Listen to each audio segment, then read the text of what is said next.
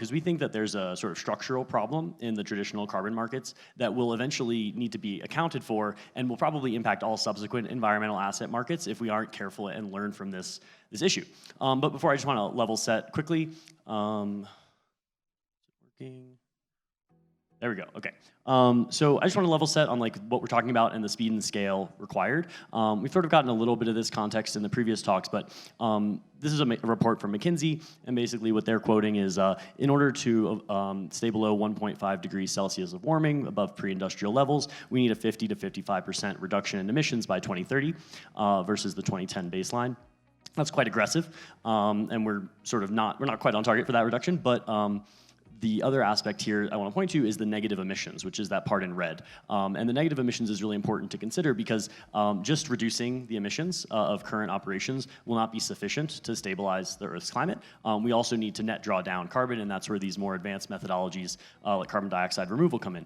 So key takeaway, we need aggressive reduction in emissions, and we also need to develop the technology for large-scale reductions in carbon from the atmosphere. So as we've seen today, the carbon markets have some challenges, especially the traditional VCM has faced a lot of concerns and issues around opacity and integrity, but we think that's also an opportunity for all of us here building with blockchain technology to bring that transparency, to bring greater integrity to the market. So I just want to talk a little bit about sort of the greenwashing narrative before I get into the demand side, but there's this narrative, carbon credits are just for greenwashing, large corporates use them to justify status quo emissions, and there's some truth to that, but the issue is that there's an underlying financial technology here that's going to be indispensable if we're going to avoid substantial climate change. So the UN IPCC is very clear in their last report that large-scale carbon dioxide removal is going to be necessary to keep warming below before 2C in this quote. The key here is large-scale carbon dioxide removal. And the carbon dioxide removal we have today is not really large scale. And so there's a clear role for carbon markets in general to play in scaling up carbon dioxide removal, which will be absolutely necessary, as well as catalyzing the emissions reductions that we need in the short term. So I want to talk a little bit about the different types of carbon credits. We've sort of been alluding to this. A question was asked just now about protecting existing forests. So the key distinction here is between a removal and a reduction. A removal is some activity that actually removes carbon dioxide already emitted from the atmosphere, whereas an avoidance is going to avoid emitting it in the first place. And you can see in sort of the bottom middle section of this slide, forest conservation fits squarely into the avoidance category, and Red Plus is an example of a methodology in that space. The key thing I want to point to here is that people have a lot of opinions about this. Alan and Mark alluded to this earlier in the day. People have a lot of opinions about what the right methodology to use is, and sort of what I'm going to try to argue is that we kind of need all of the above. And in particular, there's a structural problem where right now, the largest scale projects are avoidances, and removals are quite low scale. But there needs to be a transition from avoidance, which will at one point cap out. There's only so many trees to protect. There's only so many renewable energy plants to install, whereas removal needs to scale up, and it needs time to achieve that scale. So we think there's this management of the transition that needs to happen, where we clear the market of the avoidance credits that are out there today, while stimulating growth and future supply for removals. This is from a report by Respira that I'm pulling from. So it's very clear that if we're going to avoid catastrophic climate change, the VCM needs to grow by about 15 times by 2030. This is according to the Task Force for Scaling the Voluntary Carbon Market. And the reason here is because there's no sign that large-scale carbon removals are going to be subsidized by governments. And in the timelines that we need, per the McKinsey report earlier, 2030 is sort of the timeline for large-scale change. And yeah, let's just say I'm not super faithful in the idea that central governments are going to solve things by then. So the VCM is going to play a really important role. Okay, so how does the VCM work? We've talked about this a little bit already, so I won't belabor the point, but Stenver sort of had a similar diagram in his presentation. The key thing I want to point out here is that there's a supply side to the market where the projects are originated, verified, and then issued credits. And then there's a demand side where, at least in the current market, there's this sort of complex network of intermediaries, brokers, traders, retailers, who actually deliver the credits to market. And that's sort of the space that we're operating in at KlimaDAO, and also an area where we think there's a lot of opportunity in the blockchain space. There's a lot of people focused on using blockchain for increasing integrity, bridging existing credits on-chain, but we think there's a clear role to drive demand. most importantly, because of this structural imbalance that I'm about to talk about. So the opportunity is pretty clear. On-chain, you have negligible fees compared to the fee you're going to trade at a broker. The purchases are nearly instantaneous as compared to like calling someone on the phone, talking to them for a few weeks, then sending a wire transfer, which is the way it works in the traditional market. We also have deep liquidity. So Stenver mentioned in his talk that each carbon credit is sort of unique, but the interesting thing is that the market values similar projects at a similar price point. So there is this sort of tension between liquidity and non-fungibility or specificity of an individual project, and we're trying to sort of strike that balance by creating liquidity pools on-chain.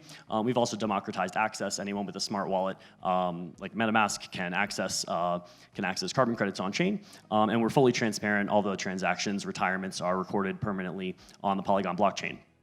Okay, so now I'm going to talk about what's actually sort of new here and what I'm proposing, which is that we need to address a structural imbalance in the traditional carbon markets. So most buyers these days on the demand side are large corporations. Those large corporations have sustainability goals. They set out, an annual or quarterly target for how much carbon credits they're going to source and retire based on their sort of carbon accounting. And the issue is that this leads to a behavior where people are constantly trying to sell and buyers are sort of few and far between. So if the buyers don't show up 1 quarter or 1 year, suddenly there's a bunch of sellers looking for a buyer, and this has obviously a negative impact on the stability of the market.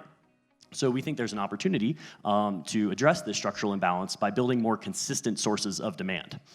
So one example that we've been working on is we partnered with SushiSwap to integrate what we're calling the green fee, which is sort of an additional fee structure in the SushiSwap AMM, where you can elect for each of your trades to be associated with a carbon credit retirement. So it's sort of a small volume, but very consistent. As long as people are trading on SushiSwap, there will be small demand for retirements, which is a big change from the way the traditional market is structured. So this is just sort of a little walkthrough of how it works. You go into the advanced menu, click carbon offset, and toggle it on. Once you toggle it on, it'll be activated for all future trades. This is opt-in. We did try to get SushiSwap to make it opt-out. We're working with a couple of other DeFi protocols that are more open to the idea of an opt-out approach. So hopefully the next green fee we implement will be opt-out. Cool.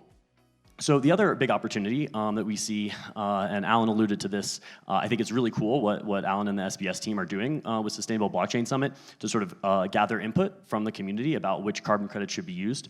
I think it's a pioneering approach, but the sort of flip side of that is this is a room full of people who are interested and expert in the carbon markets, so it's not necessarily practical for all events to have that level of input. But the general idea that we think is really promising is that events are unavoidable, right? We like going to live events. We can do some things like, use the cool wooden, plates and stuff that they have here instead of plastic, but that's gonna be a sort of marginal reduction. The lights, the sound, the venue itself, all of these have emissions associated with them, and they're not going away as long as we continue to have live events. The other thing that's nice about live events is they're recurring. Every year, they're gonna happen around the same time. And so if you can fill the calendar with these recurring events that are all consuming, say, a few hundred tons, a few thousand tons each, that creates a much more consistent demand side than the current structure with corporates. So another interesting opportunity we're looking at is everyday purchases, having carbon credit retirement integrated into them. Things like luxury goods or durable goods like furniture, you buy them once and they last maybe 10 years. And the idea would be that you have some perpetual offsetting mechanism where as you continue, basically the longer you own the product, the more carbon credits are going to be retired. Same thing with consumer packaged goods. There's an opportunity to go beyond sort of a label on a package that somebody might see like the Rainforest Alliance logo or another sustainability logo. But you can go beyond that and have like a QR code that references you to the specific projects that were retired to make that product carbon neutral. So that's another engagement point for consumer packaged goods companies to interact with their customer, which a lot of them are really interested in. The other thing that's sort of an obvious opportunity, and we already see this to some extent, is travel bookings. So many airlines already offer you the option to offset the emissions associated with your flight or pay for a sustainable aviation fuel, it's interesting, but it's not super transparent. You usually don't know exactly what you're buying, you usually don't know what price the airline paid, and my experience is that they're usually charging a pretty hefty markup on those credits because they're sourcing them on the over-the-counter market, and they have very little incentive to reveal exactly what they're doing and what markup they're charging. So online travel bookings, we think you can extend that notion of like airline offsetting to things like rental cars, hotels, and make it really a seamless experience so that when you're booking an online travel, whether for personal or for business, there's sort of a one-click option. And once you book, you get a receipt for exactly which projects you offset, ideally like shareable on social media, so you can generate that consensus that we all should be doing this every time we travel. Another sort of more interesting case, which I don't have a ton of time to talk about, but it's I think it's really exciting, is the opportunity to collateralize existing credits into forward credits. So basically, there are buyers of these existing credits, like what's in the BCT pool, for instance, large-scale renewable energy. There's a price. People are willing to pay for them, even though they're sort of looked on with skepticism by many in the market. They are still being used. And the opportunity is to sort of, the similar way that like a fungus will decompose a dead thing and recreate or release those nutrients back into the ecosystem, we're hoping that we can turn these older, less desirable credits into collateral for forward funding new credits, which sort of completes the cycle of this regenerative process that will eventually drive the market forward by destroying the old credits and funding new ones. Okay, another interesting opportunity that's sort of inspired by some of the work being done, or I should say the story told in the Ministry for the Future, is the opportunity to use social media to drive carbon credit retirements. So we worked with Lens Protocol to develop an integration where instead of paying someone in, say, USDC for the content they produce, you can pay them in carbon credit retirements, sort of sending them a retirement with their wallet as the beneficiary address, giving them the credit for your retirement, and sort of compensating them for, say, writing about the climate or writing about sustainability issues.